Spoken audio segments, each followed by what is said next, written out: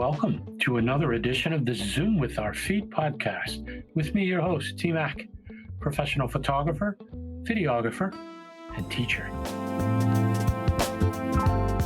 On this episode of the ZoomPod, chances are excellent you've seen this photographer's work from high-profile events like OSU football, the Columbus Crew, and the Columbus Fury online.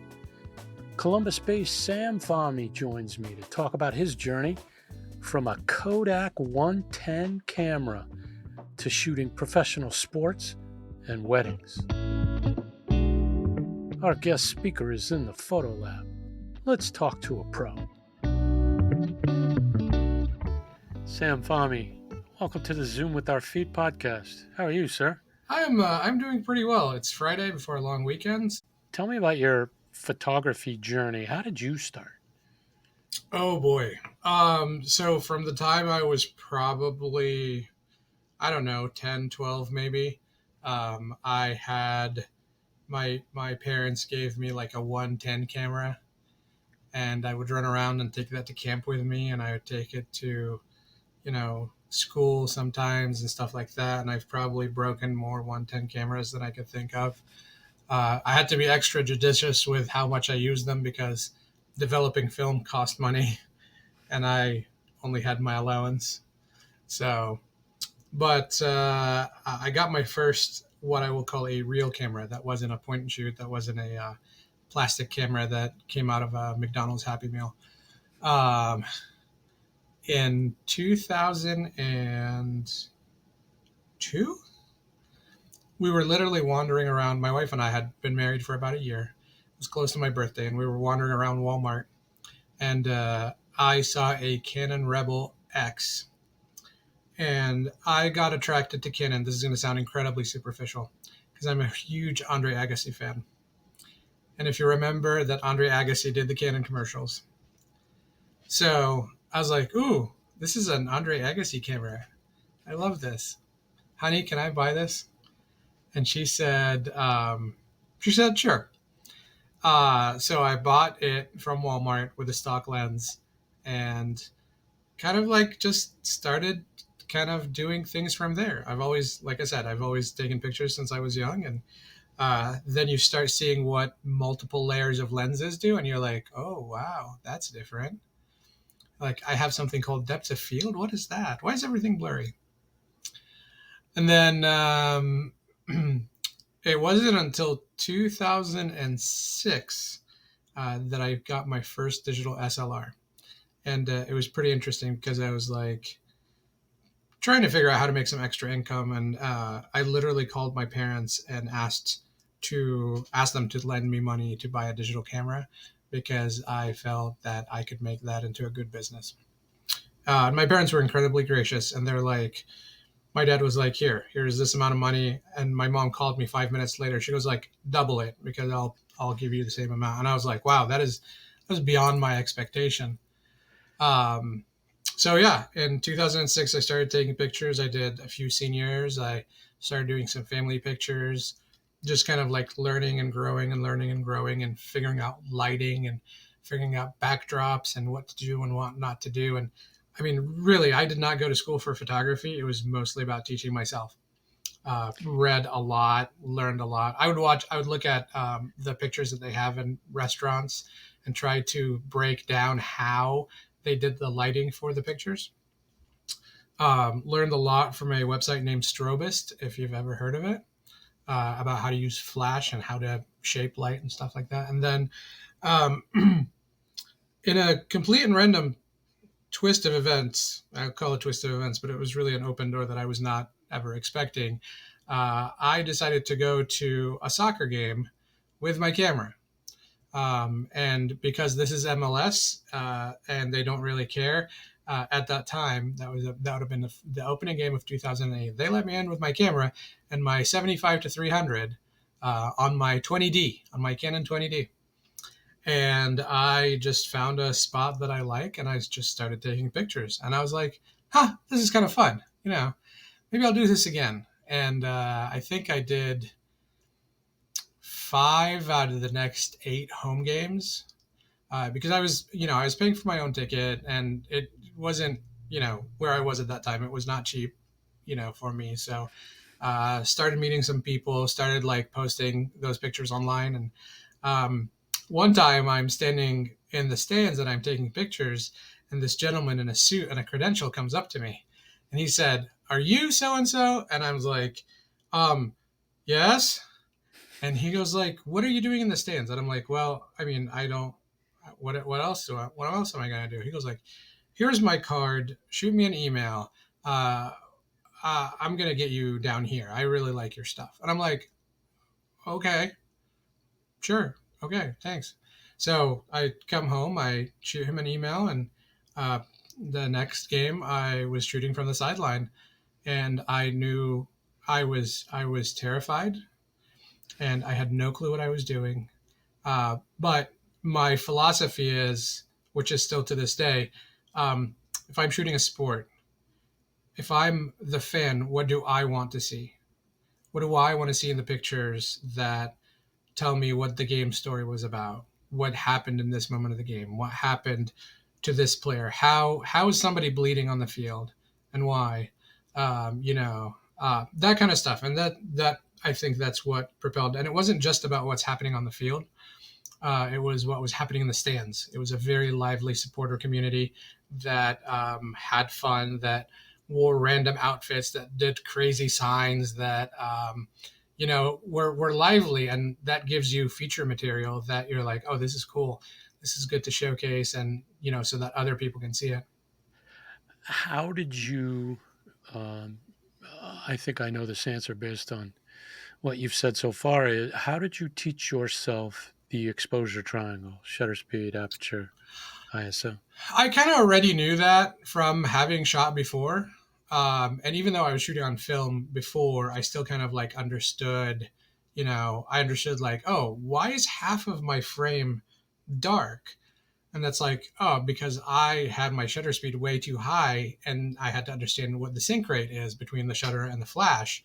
Why is something too dark? It's because this. And it took me some time. Like, it's like I had inklings of what I needed to do, but your trajectory of the learning curve once you switch to digital is incredibly fast, because you can change on the fly and you're seeing instant results. So yeah, that moved pretty quickly once you move to digital. But when you're shooting film and you don't know, you're depending on auto a lot.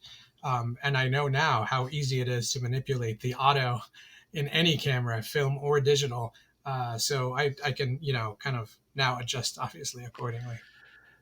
You mentioned the website, which I know. Who else or what else influenced you?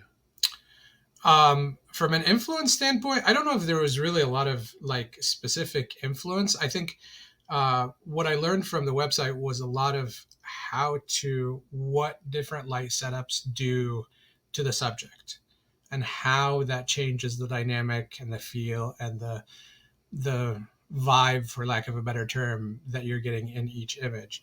Um, I think I've always been fascinated by sports photographers, so I just looked a lot on a lot of that. If you tell me like any one in particular, I'd say no, nobody in particular. Now, there have been photographers that were instrumental in mentoring me, especially in sports. I would be remiss if I don't say my good friend Greg Bartram, who probably, if it wasn't for him, I would not be doing what I'm doing now at the level that I'm doing now.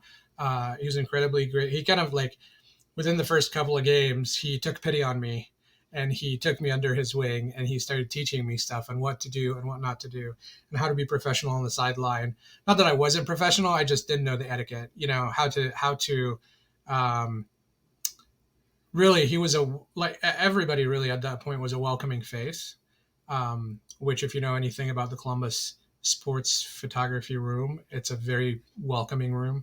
But he was the first like person that I've seen his pictures, and I was like, wow, this is amazing. And he's like chatting up with me on the sideline as we're shooting a game, and we have cameras stuck to our faces, but we're still talking. And he's telling me about what to look for, and how to do certain things. And Greg, I owe Greg a ton of gratitude for really kind of starting me out on the right path, and then um, kind of pushing me in that direction and like lifting me up in times when I needed it. And honestly, I feel, to a large degree, I feel like I owe that to the newbies that do come in. Not owe it, but like I feel it's like it was the right thing to do. Had that also with Jamie Sabo at the Blue Jackets. A lot of guys that shoot Ohio State football, whether it's Jake Harris or Stuart Scott or any of those guys. Um, One of the guys that I really love looking at his stuff right now is my good buddy Aaron Doster, who is out of Cincinnati. He also shoots for the NFL, and he sees sports in a very very different way, and I absolutely love it. His images are dynamic.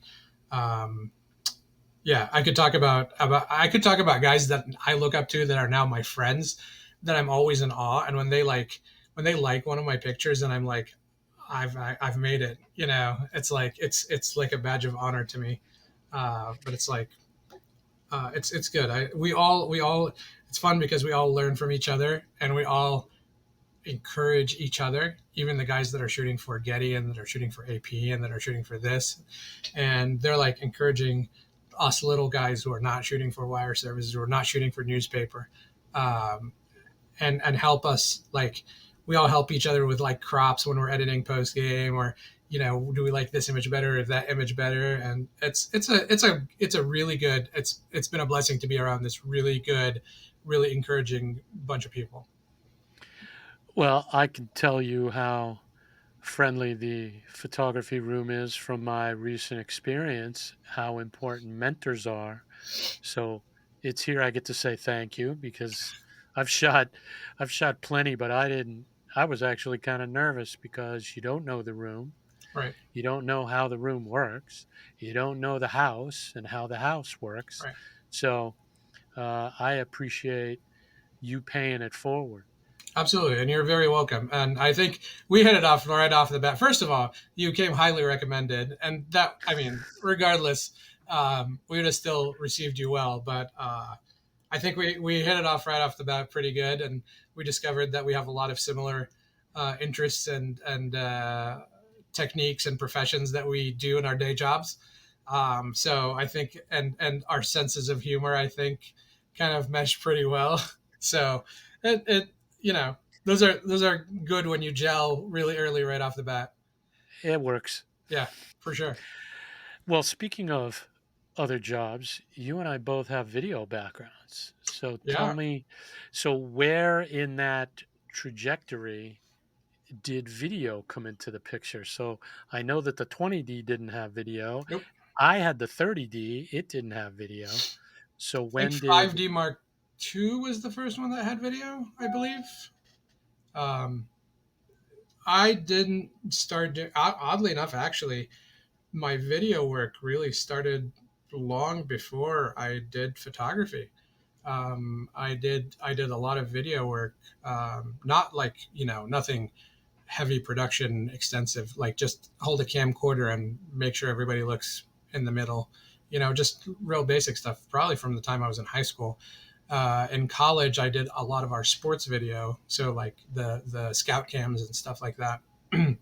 But from the time I moved to Columbus, my wife and I moved to Columbus in 2003, and in 2005, I think, we started doing video at church, and I was the camera operator for our single cam at that point.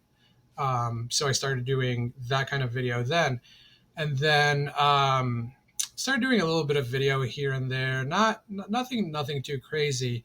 But then the more I volunteered at the church, the more we started doing more and more things, to the point that I worked. So I worked at a church in communications for 5 years. In those 5 years, I did all of our photography. I did some of our video. I helped a lot with our video production team. I helped a lot with our weekend production team. I helped develop lighting setups and stuff like that when we switched everything to live streaming during COVID. develop sound stages, develop how we're going to do different things, and help with that. And I think that actually really pushed my video experience way higher. That just took it to a different level. So by the time I left actually the church, I was operating multicam setups that were like 6 cameras on, and that are automated. So I'm running a board with a touch screen, and I'm moving things around and things like that simultaneously. So it was fun. I also ran remote cameras, like handheld, you know, gimbal cameras. There we go. It's Friday. I'm tired. How did the current gig come about? The current gig came about. I was having breakfast with a friend of mine, and I was starting to feel that I needed to do something different, and not something different. Just it was time for the next step. And he is a chief communication officer for a local municipality, and he was like, "Oh, you're still wanting to do this?" And I said, "Yes." And he goes like, I might have something coming up here pretty soon. I would love to have you because I think your skill set would really fit well. And I was like, okay, I'm sure this is a pretty good, well-to-do municipality. And I was like, I'm sure you're going to get people that are incredibly more qualified than I am.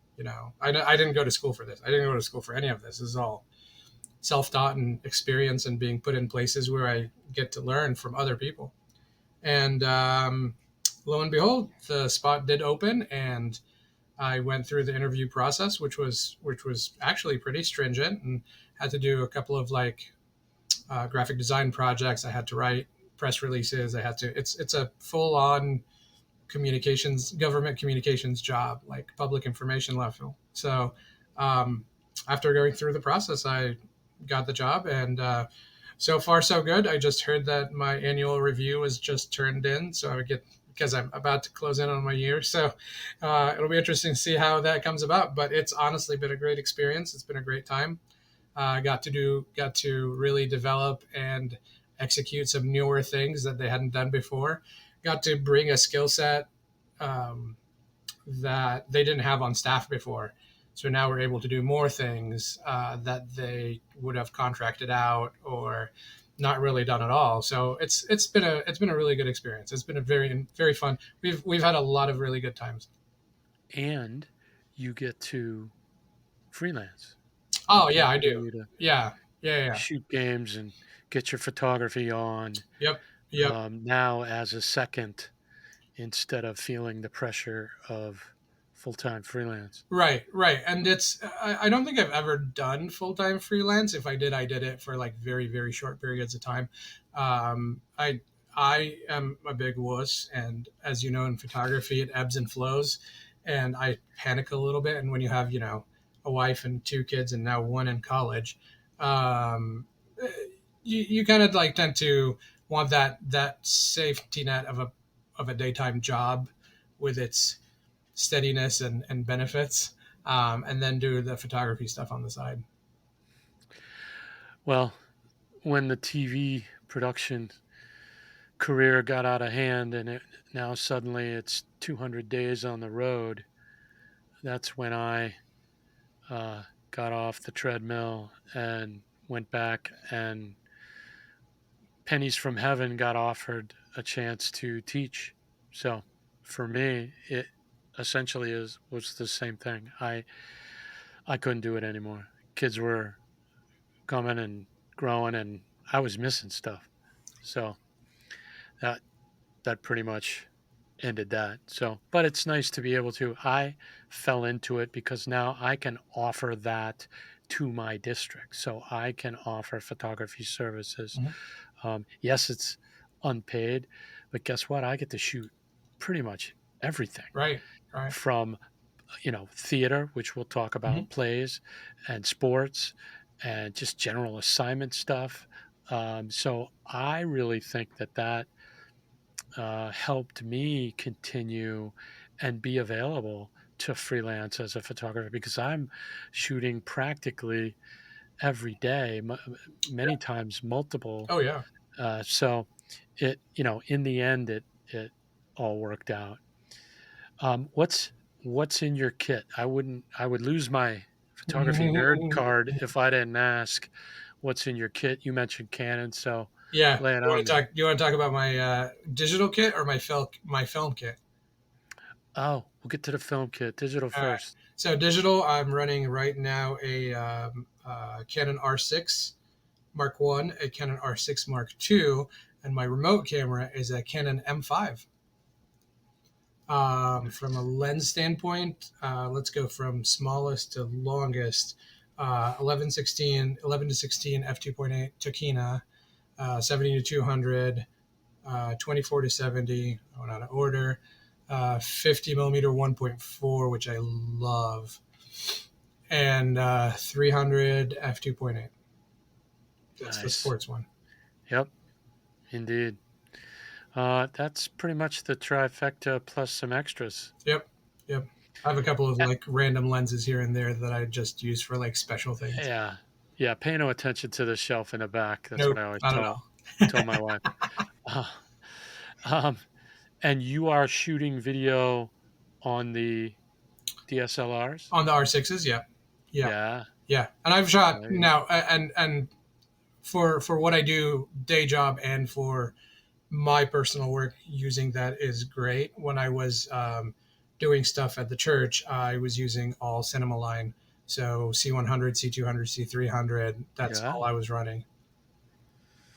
I have a C100 sitting in a bag. C100 is a good camera. It has some limitations that you Yeah. don't get with the C300 or even the C100 Mark II. But C100 is a good like starting Super 35. Yeah. Yeah, Yeah. No, it works great. I use it for interviews. yeah, yeah. They're great for that. Yeah. Everything's, specific and set up Yep. and it works Easy to plug fantastic. audio into. I mean, it's one of the better ones out there. I love this question especially for sports photography. What is a must-have accoutrement that you bring to when you're shooting sports? You got to keep your head on a swivel and always. And this is something sometimes I struggle with. Is like always remember to follow the play to the end because you never know that reaction might be better than the actual action shot. Um, I'm incredibly guilty of following the action shot and not the reaction shot. So I try to remind myself, and that really goes for all sports, whether it's soccer. I shot a lot of volleyball this year, hockey, basketball. Those reaction shots are the emotion. It's the story. It's the what do I want to see as the fan. So the fan in me kind of comes out a lot. Um, but yeah, and honestly, I tell people the same thing. They're like, "Oh, they're shooting sports," and they're like, "I could never shoot weddings," and I'm like, "Why?" It's the exact same thing. You're shooting moving targets. You're gonna keep your head on a swivel, hold out for the reactions. I love it. I wouldn't shoot a wedding on a bet, bro. That is too much pressure. Uh, I bet you if you were second Super shooting, Bowl, Olympics, World oh, Series, I've it's done the it all. same thing. No way I would I kid do a you wedding. not. Gotta look a bride in the eye and go, you wanted that shot? Mm-hmm. You'd be surprised. I've had a lot of friends that shot like they were like I wouldn't shoot a wedding to if my life depended on it. I'm like, why don't you come and second shoot a wedding with me, where there is like literally no pressure, and then we'll see what happens from there. They come and they have fun, and they're like, this is great. I don't have to edit. They just hand me their cards. I'll take it. I'll do the editing. It's fine. Sign me up, bro. I'll do it. All right, cool. We'll make it happen. It's just like my son did a little DJing when he was in high school, and he said he was going to do a wedding. And I'm like, man, you are good for you. And he did fine. And I'm just like, God, having to face a bride, that's way too much. Come on. If we miss it in sports, we go, I missed it. Right. And you have to think of how much are you actually going to miss.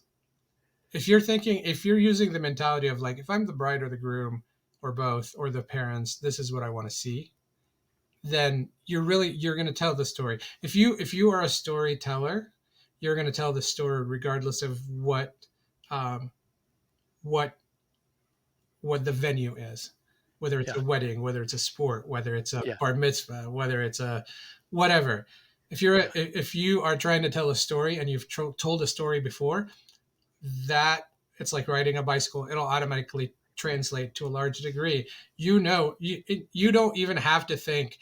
You don't have to write down a shot list for what you have to shoot at a wedding because you've been to so many weddings that you know it by heart, right?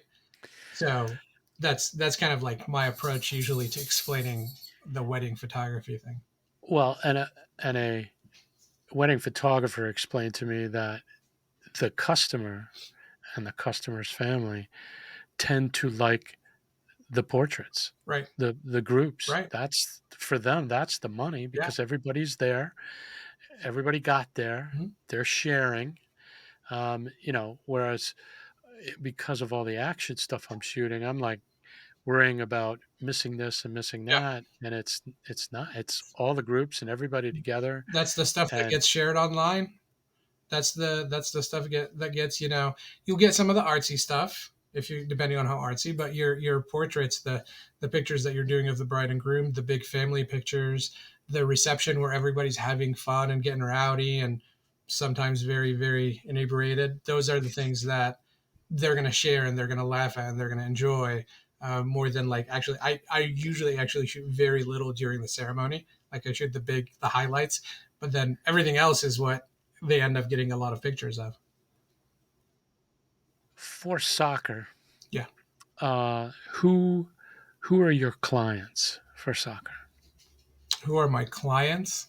Yeah, or clients. That's a that's a good question. That's more of a trick answer. So here's why. My clients. Okay, we're gonna call my clients for soccer are, um, for like who I work for is Massive Report, which is the second largest outlet of crew news outside of the Dispatch here locally. If we're going to talk about, no, that's really it for soccer. Um, my non, you know, not that any of this is paid, is obviously the crew fans, the Nordic, the crew fans around is like, Yeah, these are yeah, the people that I shoot for. So, yeah. fun little nugget is that I actually don't make any money off of sports, and Well, in any sport for that matter. the majority of what I shoot for my district and sports, I don't get paid Yeah. either. So I'm already an employee. what has been absolutely phenomenal is that, I shoot a lot of things. I shoot a lot of sports, and first of all, I haven't paid to get into a sporting event in almost 15 years, so no complaints here. They paid for our food and our drink and our parking, so still no complaints here. And people see all of these pictures and then they inquire about weddings and senior pictures and family pictures and engagement pictures and, all kinds of things like that, and other events for their companies and, that kind of stuff. And so that has supported the habit, so to speak. Gotta buy um, gotta buy lenses. yeah, got to buy lenses, and it's been good to build some good relationships with a lot of people, and, yeah, so that's why, like, when people are like, "Oh, how come you don't make any money off of sports?" and I'm like, the perks are good, and I get business off of it, but not directly from it. So Right, right. in my mind, I'm blessed enough to be able to, do that, and I have a very understanding wife who lets me do that, and is most of the time understanding when I say I need to buy this lens. Most of the time. Eventually, mine said, "Start an LLC, champ. Buy your own lens. Oh I'll yeah, take." yeah. All of mine comes from photography income, so doesn't come out Yeah, of the yeah, household income. yeah. McCarty Inc. is kicking you off the island. Yep. Let's talk process for a second because Sure. I get asked all the time. Uh, uh, you mentioned about high profile sports photography. So let's talk process for a few minutes. Um, go through um, a crew game when you arrive, uh, and what you're thinking about once the whistle blows and we got a ball game. Yeah, once the whistle blows and we have a ball game, it's what's happening on the field, but also keeping an eye on the stands. There's signs. There is fans doing certain things. There is you know all sorts of antics that the supporters do. Uh, Having done it for so long, it's you start developing things that you know are happening or coming, and you kind of prepare for those and keep an eye on them. We have been truly blessed with a very, very photogenic stadium in Lower.com Field, and some of the sight lines and some of the lighting setups that we have in there really lends itself to a lot of art. And just some of those stuff that, like, people see it and they're like, I'm going to put this as the wallpaper on my desktop, and I enjoy that kind of stuff. I do lean into the art a little bit more sometimes. If it's on the field, it's mostly game action. It's pretty straightforward, just like any sports photography. Occasionally, I'll take something and kind of mess with it around in a non-sports fashion, but pretty straightforward. You're looking for slides, collisions, dribbles. You always I try to shoot. I try not to shoot trading card style. Trading card style is like where you have an individual and a ball or a stick or a puck or whatever, and that's it. It's like, who's attacking them? Where's the story here? Why is there a second person from the opposing team that's challenging them, or somebody from their team that is waiting to get the ball, or how that represents the emotion on the field. Collisions are good because there's a lot of facial expressions going on. Also kicks, like take shots on goal and stuff like that, where you can see just bodies flying everywhere. My favorites are usually when, like, it's a one-on-one between a player and a goalie, and the player just jumps over the goalie, or the goalie tackles the player or something like that. Those are always cool. But yeah, after the game's over, usually at halftime, I'll try to. I love having Wi-Fi on my cameras, so I'll grab a few pictures and I'll send them up to my writer. That way, he has something ready for post game once his post game is done. Then we'll go back into the photo room. I'll start dumping the pictures, and then I use Photo Mechanic to do my culling. It's way faster to cull through Photo Mechanic. And then once I've culled everything, I go into Lightroom and do my edits. Presets? No, actually, honestly, hardly ever on presets. But there's a great function in Lightroom where, assuming that you shot everything consistently, so you're not on auto white balance, you've shot basically on manual the whole game, you can actually copy. Once you do an edit on an image, you can copy those edits and you can paste them to subsequent images. That makes things a lot faster. So everything else you're doing is just straightening out your horizons and cropping, and that's really about it. Oh yeah, and it goes so much faster. Yeah. I tend to do it by burst. Hmm. So I got the burst. I figure out what I like, fix one, apply, next, Yep. next, and you're doing them multiples at a time. Yeah. Let's talk settings. Are you all manual all the time in I'm all settings? manual all the time, unless it's like a mid-afternoon game and we have a split field, and then I'll switch to like shutter priority, just because it's just a pain to keep going back and forth in the shutter speeds. But we don't get those very often. We may get them like once or twice a year. Usually, middle of the summer we'll get like an afternoon game, or late in the summer we'll get an afternoon game, and it like your half of the field is in bright daylight and half of the field is in shade, and so that's the only time I'll switch to like shutter priority. The great tools in Lightroom nowadays though allows me to split. And for example, like if the player is in the shade, but the rest of the stand, everything else is blown out behind them, I can go into Lightroom, separate the two, and kind of bring it down a little bit, and just to try to balance it out. The goal is to you have those tools, use them for good, and don't overdo it.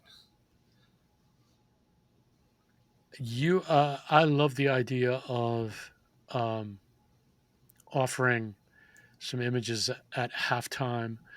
Uh, Another professional work a day, which I'm not. turn me on to the little adapters. So I can usually spin off 4 or 5 and send them off to our friend Gary Hmm. at halftime. And then, by the time I get back to Stark County, I can get him the rest the next day for his Funny that purposes. you mentioned that because I literally have one right up here on my desk. Yeah, man. And I love this one. So this is an SD and a micro SD card reader. I love this one because it has regular USB A. And flip it open. You can flip it open to a micro USB, but also has USB C on the other side. And I love this because I can use it on my laptop, I can use it on my tablet, and it works really, really well. But I usually do it via Wi-Fi, so I don't even take that out. But it it moves about the same. What is the most rewarding thing for you with photography? What keeps you in it? A lot of things. I'm still always in disbelief when a professional athlete uses a picture that I took as their profile picture. And I'm like, what? If you would have told me 15, 16 years ago that this is what I would be doing these days, like this is what I would be doing at this point in my life, I would have been like, no, you're out of your effing mind. I did not expect to do or to shoot a lot of things that I have shot. So I'm incredibly very blessed in that. But part of it is the art. Part of it is the therapy. Does it turn into a what feels like a task and a job, and I don't want to do this sometimes? Absolutely. Have I had moments where I'm like, you know what, I really suck, and I'm going to sell all my gear because it's just not worth it anymore because I'm a terrible photographer. And it's funny because now my wife is the one that talks me off that ledge. But it's hard to pin down one thing that makes it satisfactory. I am, however, an extrovert and I am a people pleaser to a large degree. But the joy that I see when people see their picture in action, when they're not like posing for it, and it's like they're like, "Oh, this looks really good," or like when my fellow like really high end photographers, whether it's like sports photographers or wedding photographers, that are like, "This is really good," and I'm like, wow, this is cool. So the endorphins are like nice and high. And now I do actually I do almost 50-50 between photo. Actually, I do almost like 50% video, 40% photo, and about 10 to 15% graphic design in my job. And I'm doing a lot of video now that people are like, we love those videos. And we have other municipalities trying to imitate what we're doing in our videos that I'm creating. And I'm like, what is happening here? So as long as people keep being satisfied, that's kind of probably what keeps me going. Um, and I tried to, this is when I started getting into film, is to need something to slow me down a little bit from digital, and to kind of like back off of the craziness. So I started, like I said, I've shot film since I was a little kid, but I didn't learn how to develop film until 2017. Uh, And I had wanted to learn how to develop film for a long time. So I got on YouTube, just like anybody would do. And I was like, how do I develop film? Blah, blah. Started out like, well, you do these chemicals and this. And then I saw this video. The title said, can you develop film with coffee? And I'm like, I'm intrigued. So I probably watched about 15 videos and I learned that I can develop film, black and white film, using instant coffee. And I'm like, no. so guess what? I developed my first 30 rolls of film were developed in instant coffee in black and white, including 10 rolls that I shot while I was in Egypt. Um, and yeah, it was like the excitement rush that I got when the first roll I developed in coffee, and you open it after you followed all the steps And it properly, appears. and you It open it just and you're like, oh my god, There are actual images on this film. I have made fire, you know, and It worked. like it worked exactly. That's I ran up the stairs from the basement so fast, going, it worked, it worked. I can't believe it effing worked. And yeah, so that was pretty exciting. And then I was like, well, if it worked then, I'm going to try this other stuff. So I developed some C41 color film. And I was like, well, this worked well, I'm going to try some other stuff. So I developed some E6 slide film, and so on and so forth. And then I bought an enlarger and paper. And then I switched to medium format. And then I went to large format. So now I shoot 4x5. I shoot medium format and 4x5. Those are my two favorites. Medium format is really my primary. 4x5 is more of a process. And I have an Souping in coffee. no, no, no. This is different from souping. This is actual development. It has development times on the film dev chart. How to develop in coffee. That's a whole other episode that we can talk about. Of Yeah. Next game, but we have dinner the conversation. short of it is that it's a mixture of instant coffee, and it has to be the cheapest, worst instant coffee you can get your hands on, and vitamin C powder and washing soda.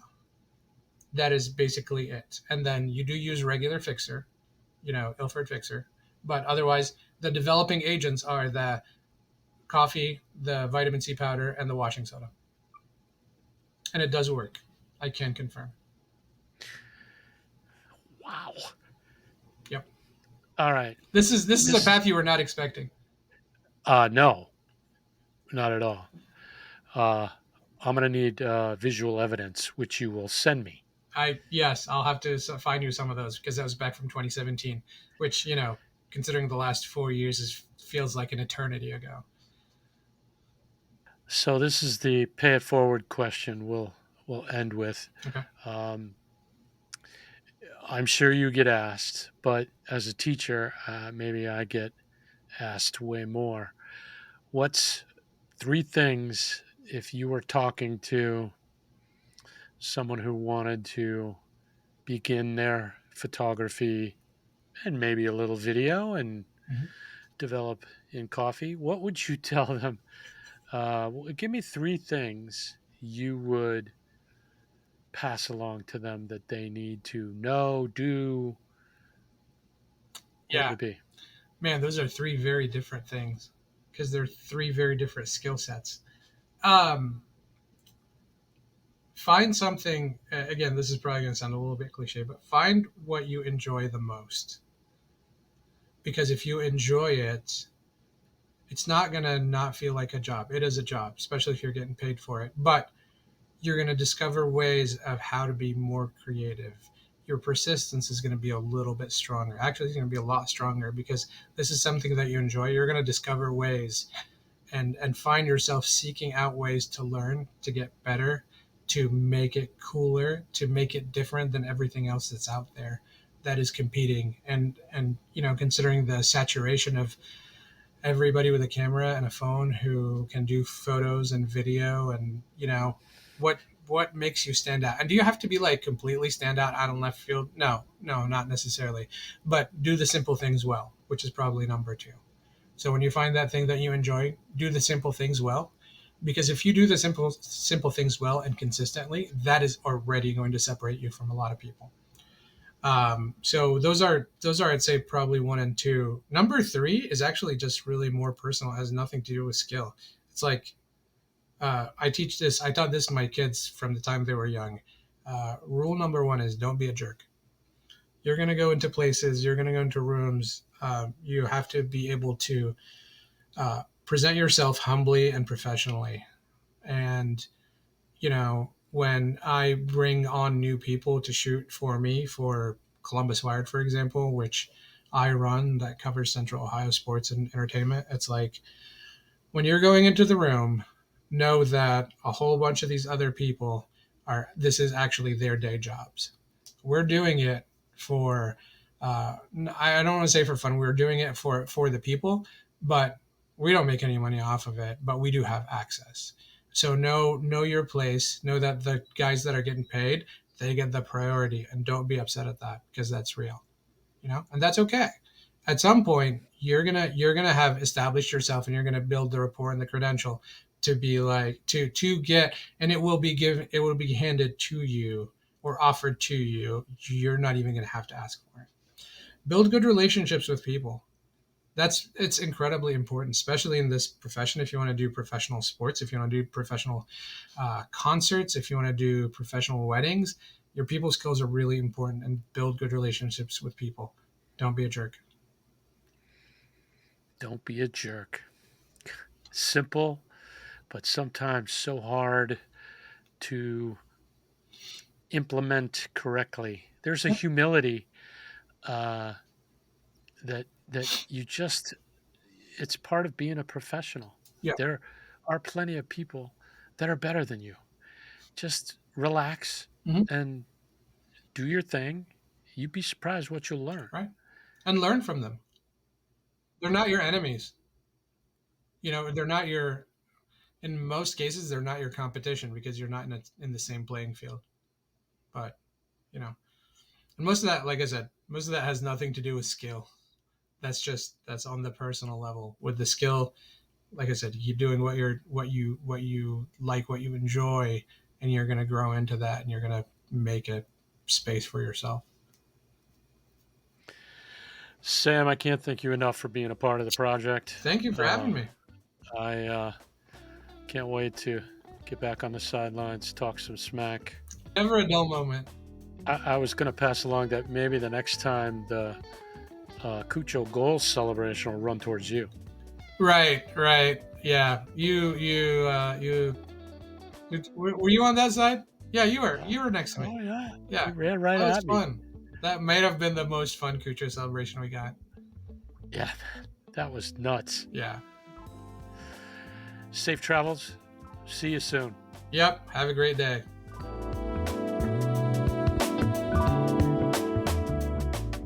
Thanks again to the multi-talented Sam Fahmi. You can check out his work at studio79.com and on all of his social media channels. The Zoom with Our Feet podcast is a production of TV Commando Media. The ZoomPod theme is by Novembers and their funky groove, Cloud 10. Until next time, photographers, if you're not shooting, you're not learning.